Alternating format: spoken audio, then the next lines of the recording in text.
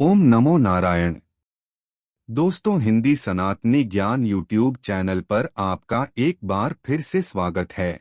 कृपया इस वीडियो में अंत तक बने रहिए और कमेंट में हर हर महादेव जरूर लिखें। सिंदूर शब्द सुनते ही सबसे पहले दो दृश्य आंखों के सामने उपस्थित होने लगते हैं। एक स्त्री की मांग और दूसरा लाल या पीला रंग। यह लाल रंग एक स्त्री की खुशियां, ताकत, स्वास्थ्य, सुंदरता आदि से सीधे जुड़ा है। हजारों हजार वर्षों से यह रंग विवाहित स्त्री की पहचान और उसके सामाजिक रुतबे का पर्याय बना हुआ है। एक दौर ऐसा भी आया जब इसे दकियानुसी और आउटडेटेड मान लिया गया, जिसे सिर्फ रीति रिवाज मानने वाली स्त्रियां ही लगाती हैं। लेकिन देखा जाए तो इसका चलन कम जरूर हुआ था, मगर खत्म कभी नहीं हुआ। अब इसे हर तबके की स्त्रियां लगाती हैं।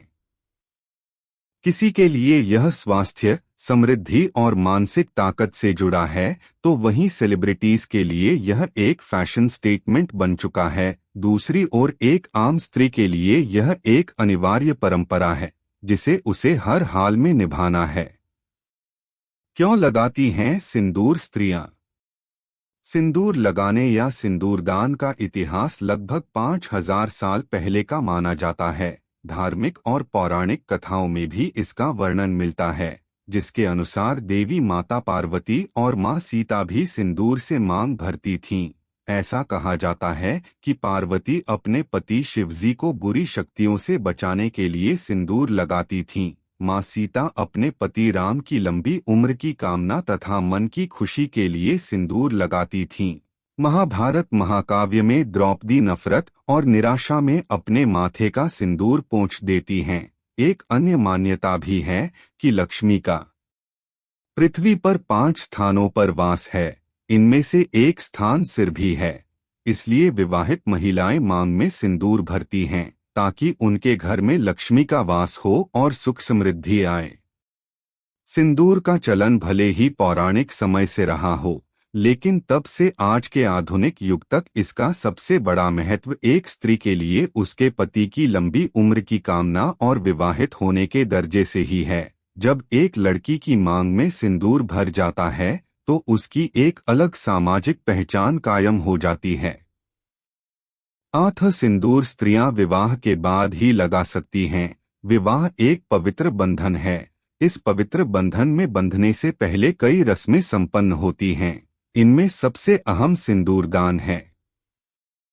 हिंदू समाज में जब एक लड़की की शादी होती है, तो उसकी मांग में सिंदूर भरा जाता है। यह सिंदूर पति भरता है। वहीं कई जगहों में पति की मां यानी विवाहिता की सास भी अपनी बहू की मांग भरती हैं। इस प्रकार जो पहचान बनती है, उसका अटूट संबंध पति से होता है। मान्यता है कि विवाहित स्त्री जितनी लंबी मांग भरती है, पति की आयु भी उतनी लंबी होती है। इसलिए ज्यादातर महिलाएं मांग भरकर सिंदूर लगाती हैं। सिंदूर का संबंध जीवन साथी की दीर्घायु की कामना और अच्छे स्वास्थ्य के साथ ही पत्नी के शारीरिक और मानसिक स्वास्थ्य के साथ भी है। मांग में सिंदूर भर जाने के बाद एक स्त्री का नया जन्म होता है। इस नए जीवन के साथ उसको कई नई जिम्मेदारियां और दायित्व विरासत में मिलता है। जीवन की इस नई पारी में उसको खुशियों के साथ साथ मानसिक तनाव भी मिलता है। कहते हैं कि सिंदूर तनाव को भी कम करता है। लाल रंग शक्ति और स्फूर्ति का भी परिचायक माना जाता है।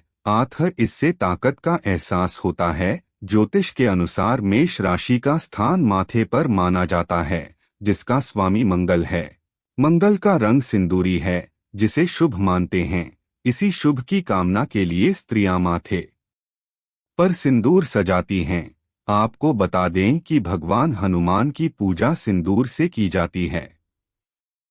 उनके शरीर पर यही लाल सिंदूर लगाया जाता है। मंदिरों में बहुत सी देवियों को सिंदूर लगाया जाता है। हमारे देश में कई पर्व हैं जिनमें सिंदूरदान की परंपरा रही है। छठ पूजा, नवरात्रि, तीज, करवा चौथ आदि त्योहारों पर स्त्रियों की मांग में सिंदूर भरा जाता है।